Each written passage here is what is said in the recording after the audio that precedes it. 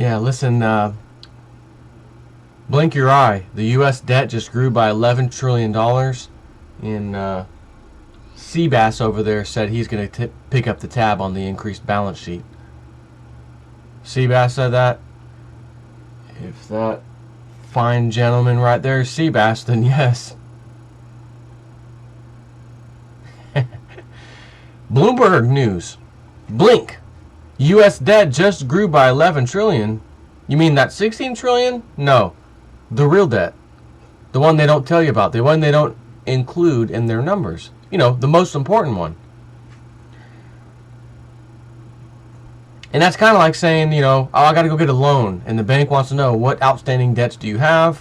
Okay, we see a credit card here. Looks like you got a boat payment there, but that's all we see. You got a good amount of income coming in. Okay, we'll approve the loan. Right? That's how the example works for you and I.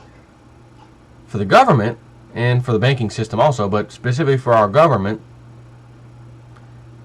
same example, except they have 1,000 boat payments, 1,000,000 credit card payments, and 25,000 credit cards being added daily that they get to use. And then the income isn't anywhere near, not even close, not even ever able to pay back that. And they're getting these credit cards. Normally a bank would say, I don't even know how you're able to get other credit cards right now. You coming to us for a loan, get the hell out of here. This is absurd. But my credit rating's, 800. Sir, again, that's even more absurd. How the hell do you have an 800 credit score when you have all this debt? Well, because the rating agencies are our rating agencies, and since they're ours, they're going to tell the world that we have the most prestigious credit. Even though we did get a little downgrade not that long ago. And believe me, there's more coming. Even though they'll come from our own people when the timing's right. When they're okayed to go ahead and release another downgrade in the debt. Your debt level, where you're a credit rating as a country. So here's the headline. Republicans and Democrats spent last summer battling how best to save $2.1 trillion over the next decade.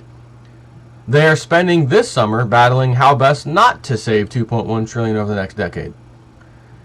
In the course of that year, the U.S. government fiscal gap, the true measure of the nation's indebtedness, rose by $11 trillion. The fiscal gap is the present value difference between projected future spending and revenue. It captures all government liabilities when they are official, or whether they are official obligations to the service, treasury bonds, or unofficial commitments, such as paying for, food stamps or buying Predator drones. That's what it says. Some question whether official and unofficial spending commitments can be added together. Yeah, they can. But calling particular obligations official doesn't make them economically more important. Indeed, the government would sooner renege on Chinese holdings of U.S. treasuries than on Americans collecting Social Security, especially because the U.S. can print money and service its bonds with watered-down dollars.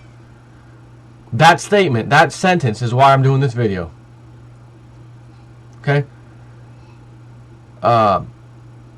But calling particular obligations official doesn't make them economically more important. Here's the sentence. Indeed, the government would sooner renege on Chinese holdings of U.S. treasuries rather than on Americans collecting Social Security or Medicaid, etc., especially because the U.S. can just print money and service its bonds with watered-down dollars. What was that fifth and final thing Lindsey Williams was saying would happen? That before Ben Bernanke was the head of the Federal Reserve, he made a comment that he would do 5 things if we were facing another depression type of time, period in America. He rattled off 5 things, and 4 out of the 5 things are already done. He's already done them and are doing them now. They're still working. They're still doing them. The Fed. There's 1 fifth and final thing he hasn't done yet. And Bloomberg just said it. Devalue the dollar and or devalue the bonds. Same difference. Devaluing the dollar is probably better because you could at least still make payments on the bonds with the watered down dollars rather than tell everyone holding the bonds, we just cut your bonds in half and piss everybody off. But we could. It could go either way.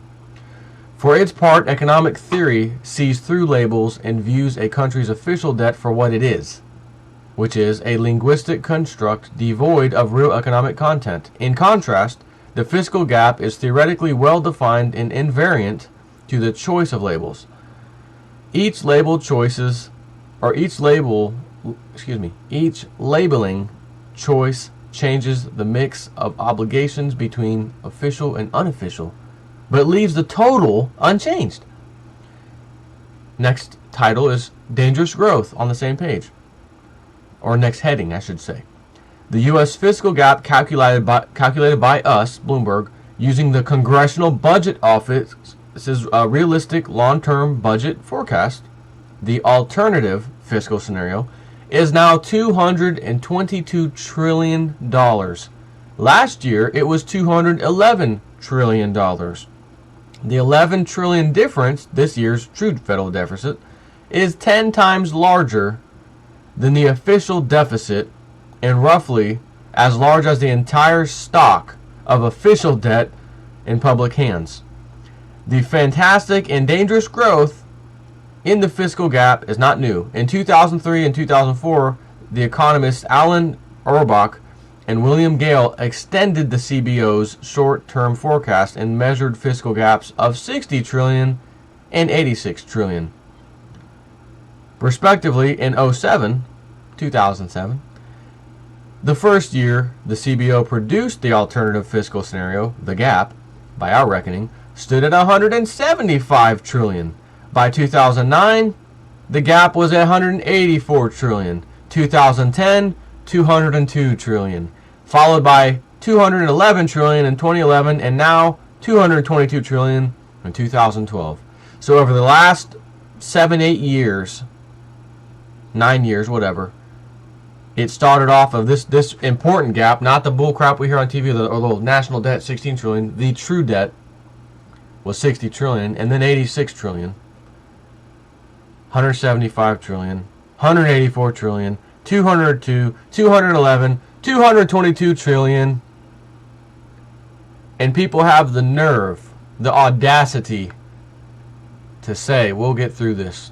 Well, it's true. They're actually not lying. We will get through it. Just like a woman will get through being raped by a brutal rapist. She'll get through it.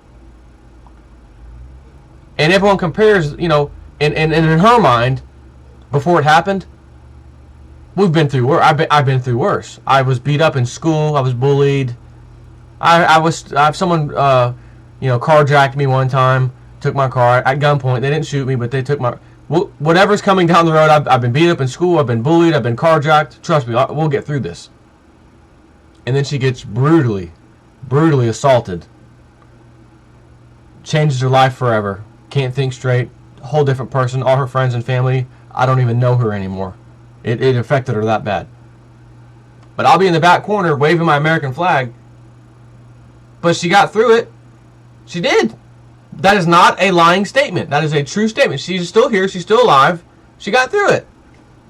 She'll never live the life she ever lived prior to that event. She'll never think the same she's ever thought before prior to that event. She'll never be the same. She'll never go back to being the same as she was prior to that brutal event. And that brutal event in that example is my brutal events I've been talking about for a few years now, specifically on YouTube, 2 years straight, easily. And that is the destruction of the American lifestyle, the American dream that we were taught and told in school would always be here for everybody, because this is America, this is the beacon of light, this is the role model country of all the world. Yet it's the biggest debtor nation. It's the biggest fat slob. It's the biggest bankruptcy in waiting coming. And for all the people out there, when me and Greg Romano, or is that Romano? Can't remember his last name. Greg Vegas 5909, my buddy on YouTube. He said, we both talk about this, but when he did a little video talking about people who default on their debt, even strategically, basically is what we were getting at. Go for it. It's the banks anyways. They can't lose. They're taking money from all of us and our children anyways. Screw it. Let them suffer. They're not going to anyways. They're going to be bailed out. So why the hell should you struggle paying bills to them when they get free bailouts anyways. If they're going to get it anyways, why the hell are you paying them? Is basically what we were saying. You know, that's what we were asking. Why is anyone doing it? And then we caught so much crap for that. Oh, you guys, that's why you knew you got that money, you spent it, you did stuff with it, you need to pay it back. This is going to be the most ironic, most epic, monumental time when this happens here shortly.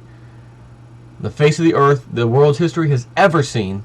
Biggest event ever. It'll make history for probably the rest of the world to come. When the United States does what we talked about. You know you can't pay that debt back. You got in over your head of the credit card payments. You thought you were going to raise at work, and instead you got a demotion, and your wife lost her job and now working part-time. Why are you trying to maintain your credit score? And he's may fight that because I got the debt. I feel that I need to pay it back. That's right. It's true. But you can't. It's a physical impossibility. And you just are going to clean out your savings and bank account to the point where you're struggling to figure out what am I going to buy this week at the grocery store because I only have X amount of dollars. And then it might hit you. Oh, I got to do the unthinkable. I got to stop making these payments. So then you default on the debt anyways. And all that money you had in your savings that was wiped out trying to keep your credit score afloat is gone. Now you're struggling, scraping by. But at least you finally defaulted on the debt because you had no choice. It came because it's coming regardless of whether you liked it or not. Now you face the music.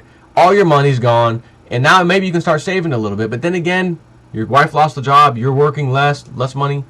You'll probably just skate by the way you were before. And you don't have the nest egg anymore because you gave it to the credit card companies who you still did not pay off in full. You still owe a lot of money too, but you defaulted anyways. So all the money you gave them, kiss it goodbye. That's exactly what America is going to do to the world. Those people holding our bonds, right? The creditors, we're the debtor. Same situation. We're the scumbag guy that says, default on your debt, everybody.